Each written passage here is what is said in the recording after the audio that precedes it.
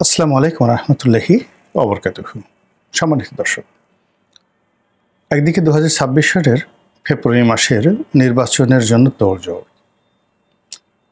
রাজনৈতিক দলের একাংশ যারা বিএনপির অনুগত, বিএনপির প্রতি যাদের এক ধরনের আনুগত্য রয়েছে, তারা এই নির্বাচনে অংশগ্রহণ করার জন্য ইতিমধ্যে বাংলার আনাচে কানাচে ছড়িয়ে পড়েছেন। তাদের উৎসাহ এবং উদ্দীপনার কোনো শেষ নেই। বহু বছর পরে ক্ষমতার স্বাদ তারা পাবেন এবং 2006 সনের পর থেকে আজ অবধি তারা যে জুলুম এবং নির্যাতনের শিকার হয়েছেন, সেই জুলুম এবং নির্যাতনের সমাপ্তি হয়ে একটি সুন্দর সকাল তাদের জীবনে আসবে এবং তারা রাজসিংহাসনে বসবেন এবং দেশ পরিচালনা করবেন। এই স্বপ্নে বিভোর হয়ে যখন তারা দিনের পর দিন প্রচারণা চালাচ্ছেন, কে এমপি হবেন, কে মন্ত্রী হবেন, কে নমিনেশন পাবেন, এগুলো নিয়ে যখন আলাপ আলোচনা চলছে, ঠিক উল্টো দিকে যারা বিএনপির প্রতিপক্ষ, তারা এই নির্বাচন বানচাল করার জন্য, নির্বাচনকে প্রলম্বিত করার জন্য নানা রকম চেষ্টা এবং তদবির চালিয়ে যাচ্ছেন রাজনৈতিক অঙ্গনে। এর বাইরে আমাদের এই রাষ্ট্রটিকে নিয়েও দেশি এবং বিদেশি নানা রকম চক্রান্ত চলছে। আপনারা সবাই জানেন যে সারা পৃথিবীর যত বিখ্যাত এবং প্রভাবশালী পত্রপত্রিকা রয়েছে, তারা আমাদের এই অঞ্চলে, এই রিজিয়নে একটি ভয়াবহ যুদ্ধ, সেই যুদ্ধের আলামত হিসাবে নানা রকম অনুমান, নানা রকম তথ্যপাত্য এবং নানা রকম ভবিষ্যৎবাণী করে যাচ্ছেন। আজ থেকে নয়, আরও 10-12 বছর আগের থেকে। আপনারা সবাই জানেন যে এই কিছুদিন আগে ভারত এবং পাকিস্তানের মধ্যে যুদ্ধ হলো। তারপরে কম্বোডিয়ার সঙ্গে থাইল্যান্ডের যুদ্ধ হলো, ইরান এবং ইসরায়েল যুদ্ধ হলো। এইগুলো রেশ কাটতে না কাটতেই এখন অর্থনৈতিক যুদ্ধে ভারত, তারপর আমেরিকা, বাংলাদেশ, চীন রীতিমতো বিপর্যস্ত। ঠিক সেই সময়টাতে পাকিস্তানের সেনাপ্রধান আসিফ মুনির, জেনারেল আসিফ মুনির, তিনি একটি হুমকি দিয়েছেন যে খুব দ্রুত তিনি ভারত আক্রমণ করবেন এবং একটি অসমর্থিত, আমি ঠিক অসমর্থিত মানে আমি শুনেছি, কিন্তু এক্স্যাক্টলি তথ্য এবং প্রমাণ আমার হাতে নেই। সেটি হলো আসিফ মুনির নাকি বলেছেন যে এবারের যুদ্ধটি হবে ভারতের পূর্বাঞ্চলীয় একটি এলাকা থেকে। আপনারা জানেন যে পাকিস্তানের যুদ্ধ করার জন্য দুটো ফ্রন্ট রয়েছে, western front and eastern front. Eastern front বলতে আমাদের এই বাংলাদেশকে বোঝায়। আবার ভারতেরও সেনাবাহিনীর দুটো অংশ রয়েছে, মানে তাদের ইস্টার্ন কমান্ড এবং ওয়েস্টার্ন কমান্ড। তো পূর্বাঞ্চলীয় অঞ্চল সমূহের যে কমান্ড, যেমন মুক্তিযুদ্ধের সময় পূর্বাঞ্চলীয় অঞ্চল সমূহের কমান্ডে যিনি ছিলেন তিনি জেনারেল আরোরা, কিন্তু সেনাপ্রধান ছিলেন অন্য একজন। এখন এই যে ইস্টার্ন রিজিয়ন থেকে যে যুদ্ধ, সেই যুদ্ধের ব্যাপারে আসিফ মুনিরের এই বক্তব্য যদি সত্য হয়ে থাকে, তাহলে বাংলাদেশের অবস্থা কি হতে পারে এটা আমি সহজেই কল্পনা করতে পারি। অধিকাংশ ভারতীয় গোয়েন্দা এবং ভারতীয় জেনারেল যারা আছেন, তারা ইদানিং খুব ঘন ঘন কলকাতা, আসাম, ত্রিপুরা, মেঘালয়, মিজোরাম এই সমস্ত অঞ্চলে ভ্রমণ করছেন এবং তাদের সামরিক শক্তি বৃদ্ধি করছেন। এর বাইরে আমাদের সীমান্তে, পার্বত্য অঞ্চলে যে সমস্যা, তারপরে টেকনাফুখী অঞ্চলে রোহিঙ্গাদেরকে নিয়ে সমস্যা, এবং সীমান্তের ওপারে যেভাবে একটা রমরম অবস্থা তৈরি হয়ে গিয়েছিল আরাকান আর্মির, সেই আরাকান আর্মির রমরমে অবস্থা আবার বিপদের মুখে পড়েছে। তারা পরাজিত হতে শুরু করেছে এবং মায়ানমারের যে জান্তা সরকার, সামরিক সরকার, চীনের সহযোগিতা নিয়ে ওই অঞ্চলে, রোহিঙ্গা অঞ্চলে বা আরাকান অঞ্চলে তারা আবার ব্যাপক আক্রমণ শুরু করেছে এবং ইতিমধ্যে বেশ কয়েকজন আরাকান আর্মি, সশস্ত্র আরাকান আর্মি আমাদের বর্ডার গার্ড বিজিবির কাছে অস্ত্রসহ আত্মসমর্পণ করেছে। আপনি বুঝতে চেষ্টা করুন কি সর্বনাশ হয়ে যেত যদি আমরা এই আরাকান আর্মিকে সমর্থন দিতাম। আমাদের এক শ্রেণীর বুদ্ধিজীবী, আমাদের এক শ্রেণীর মিলিটারি এক্সপার্ট, আমাদের এক শ্রেণীর রাজনৈতিক ব্যক্তিত্ব সেফ করিডোর দেওয়ার নামে তারা এই আরাকান আর্মির জন্য অস্ত্র শস্ত্র গোলা বারুদ এগুলো বাংলাদেশের থেকে সরবরাহ করে মায়ানমারের রাখাইন রাজ্যে পাঠানোর জন্য যে পরিকল্পনা করেছিলেন, আজকের এই দিনে যদি আপনি বাস্তবতা কল্পনা করেন তাহলে দেখবেন যে সর্বনাশ ঘটে যেত। গেল এক। এখন বাংলাদেশের অভ্যন্তরীণ রাজনীতির দিকে আসেন।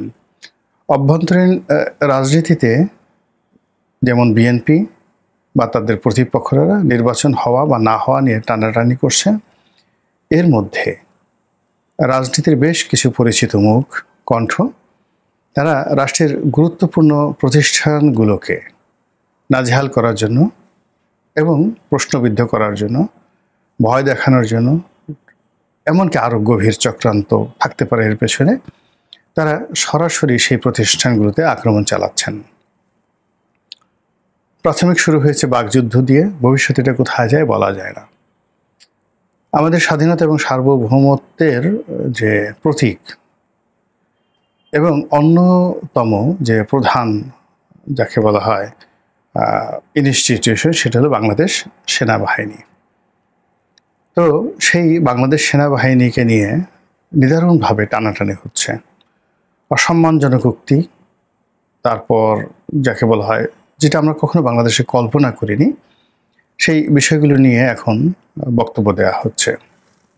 সাবেক কিছু সেনা কর্মকর্তা রয়েছেন, অবসরপ্রাপ্ত সেনা কর্মকর্তা, এবং এই সকল সেনা কর্মকর্তাদের অনেকেই চরমপন্থী গুপ্ত সংগঠন, তারপর বিভিন্ন ইসলামী জঙ্গি সংগঠন এবং ইসলামী জঙ্গি সংগঠনের বাইরে সাধারণ ইসলামিক সংগঠন, এদের সঙ্গে বংশ পরম্পরায় কিছু অবসরপ্রাপ্ত সামরিক কর্মকর্তা তাদের নড়াচড়া ইদানিংকালে খুব মারাত্মক আকার ধারণ করেছেন।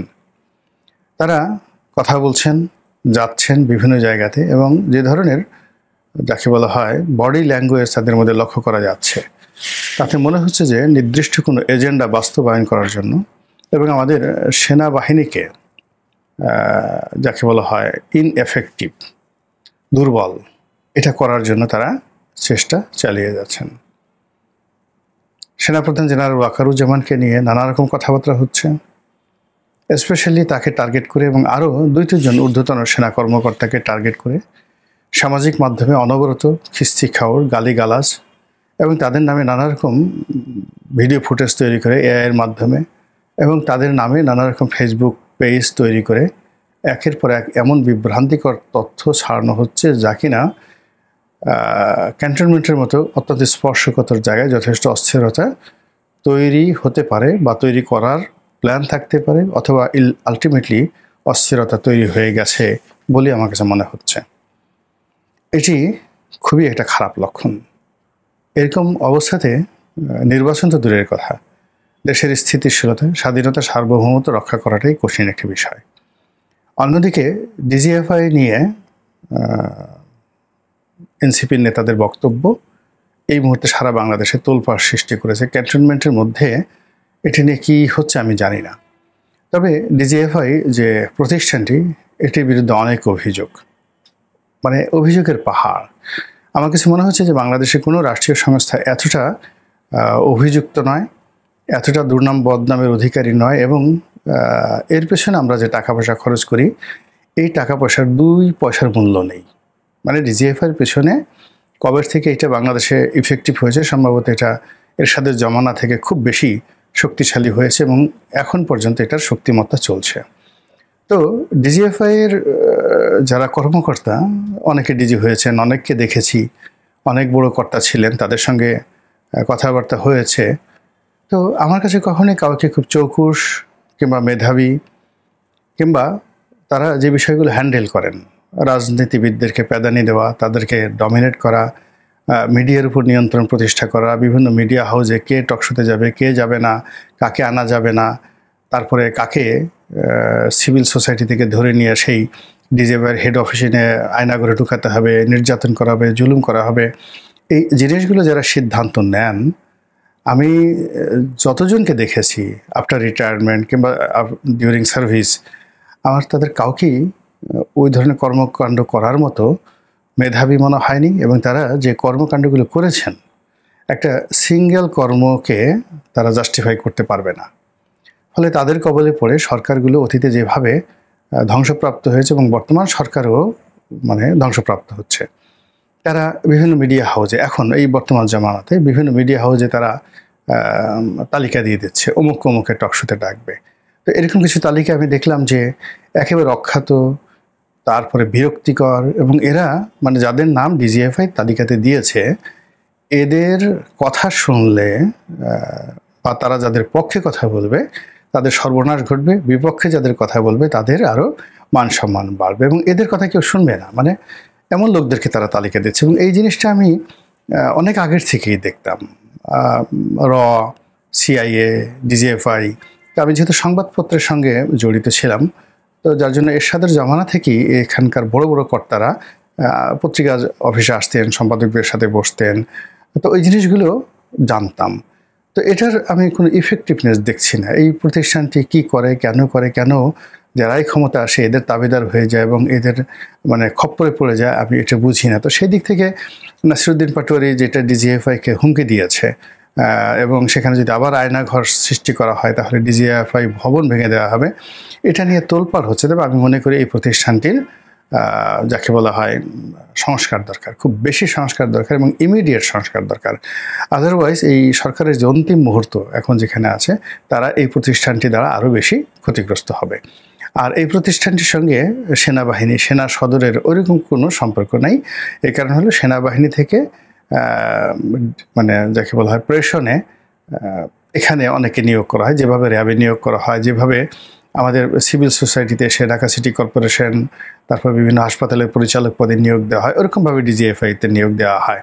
ডিজিএফআই এর দুটো শাখা আছে, একটা সামরিক শাখা রয়েছে আর একটা বেসামরিক শাখা। এদের অনেক কর্মকর্তা রয়েছেন যারা সিভিল মানে এনএসআই এর যে কর্মকর্তা যেভাবে রিক্রুট হয় ওভাবে তাদেরকে প্রধানমন্ত্রীর কার্যালয়ের কর্মকর্তার রূপে রিক্রুট করা হয় এবং পরবর্তীতে এদের সাথে অ্যাটাচমেন্ট দেওয়া হয়। আমি এই যে বেসামরিকের সর্বোচ্চ পর্যায়ে যারা হয়েছেন তাদেরকে অনেককেই চিনি, অনেকেই চিনতাম, এখন না, ঠিক অনেক আগের থেকে চিনতাম। এদেরকে আমার কখনো মনে হয়নি যে গোয়েন্দাগিরি করার ক্ষেত্রে রাষ্ট্রের জন্য, দেশের জন্য এদের আসলে দুই পয়সার দরকার আছে। তো আমি মনে করি যে এরকম একটা প্রতিষ্ঠান যদি ওইভাবে ভারতের রয়ের মতো করা যায়, মোসাদের মতো করা যায়, দেশের বাইরে অপারেশন পরিচালনা করবে, কিন্তু এরা তো সেই কাজ করে না। এরা যা কিছু করে দেশের মধ্যে তাফালিং, আর বাইরে গিয়ে কী করে না করে বিভিন্ন মিশনে। আমার কয়েকজন পরিচিত এরকম কর্মকর্তা ছিলেন ডিজিএফআইয়ের, ঘোড়ার ডিম কিছুই করতে পারে না ওখানে, ভারতে গিয়ে তারা কী করবে। তো এটা নিয়ে আলাপ আলোচনা হচ্ছে এবং এখানে যথেষ্ট অস্থিরতা তৈরি হয়েছে এই ডিজিএফআই নিয়ে এবং যাকে বলা হয় ক্যান্টনমেন্ট নিয়ে। এরপর এখন যদি বলি ইলেকশন কমিশন এখন যিনি আছেন, কমিশনের কর্তা ব্যক্তি বা প্রধান নির্বাচন কমিশনার, তারা একেবারে রীতিমতো তোপের মুখে রয়েছেন। এখানে একটা ভালো সুষ্ঠু নির্বাচন হবে ফেব্রুয়ারি মাসে এবং সেটা করার জন্য তাদের যথেষ্ট লজিস্টিক সাপোর্ট রয়েছে। তারা মুখে মুখে যাই বলুক না কেন, আমার কাছে মনে হয় তাদের সবার সামনে একটা ফাঁসির রশি তারা স্পষ্ট দেখতে পাচ্ছে। অতীতে তিনজন সিইসি, তো তিনজন সিইসি তারাও কিন্তু বর্তমান সিইসি যিনি আছেন তাদের চাইতে তাদের দক্ষতা, অভিজ্ঞতা, যোগ্যতা কোনো অংশে কম ছিল না। তাদের অনেকের সততা প্রমাণিত ছিল। নুরুল হুদা, রকিবুল হুদা, হাবিবুল আওয়াল, তাদের ব্যক্তিগত জীবনের সততা, নম্রতা, ভদ্রতা, শিক্ষা, সার্ভিস জীবনে তাদের যে ক্যারিয়ার ছিল অনন্য। তো সেই দিক থেকে বর্তমান যিনি আছেন তিনিও জনাব নাসিরুদ্দিন সাহেব খুব ভালো মানুষ। কিন্তু সমস্যা হলো যে অতীতে যারা সিইসি ছিলেন তাদের ফিজিক্যাল ফিটনেস, মেন্টাল ফিটনেস এখন বর্তমান যিনি আছেন বা যারা আছেন তাদের সে কোনো অংশে কম ছিল না। দ্বিতীয়ত ওই সময়টাতে কিছুটা হলে একটা পলিটিক্যাল এনভায়রনমেন্টটা ছিল, এখন একেবারে পলিটিক্যাল এনভায়রনমেন্ট নেই। থার্ডলি হলো ওই সময়টাতে law and order situation, administration, chain of command যা কিছু ছিল তার সত্ত্বেও কেবলমাত্র কর্তৃত্ববাদী শাসনের কারণে তারা দায়িত্ব পালন করতে পারেননি বা করেননি, দুটোর একটা। আর এখন কোনো কিছুতেই নাই, 6 ধারে 9 ধারে নাই, নুন আনতে পান্তে ফেরায়, এদিকে টান দিলে ওদিকে ছিঁড়ে যায়। তো এরকম একটা হযবরল অবস্থার মধ্যে বর্তমান প্রধান নির্বাচন কমিশনার এবং তার সহকর্মী যারা আছেন তারা একটা সুন্দর নির্বাচন করবেন, এটা আশা করাটাই কেমন যেন একটা নির্বুদ্ধিতার শামিল। আমার কাছে মনে হচ্ছে এই ধরনের আশাই করা ঠিক না। তো সব মিলিয়ে এখন যা কিছু হচ্ছে দেশে, দেশের বাইরে মিলিয়ে দেশটাকে, নির্বাচনকে, গণতান্ত্রিক বিধি ব্যবস্থাকে রীতিমতো চ্যালেঞ্জের মুখে ফেলে দিয়েছে। মহান আল্লাহ আমাদের সবাইকে হেদায়েত দান করুন এবং হেফাজত করুন। আসসালামু আলাইকুম ওয়া রাহমাতুল্লাহি ওয়া বারাকাতুহু।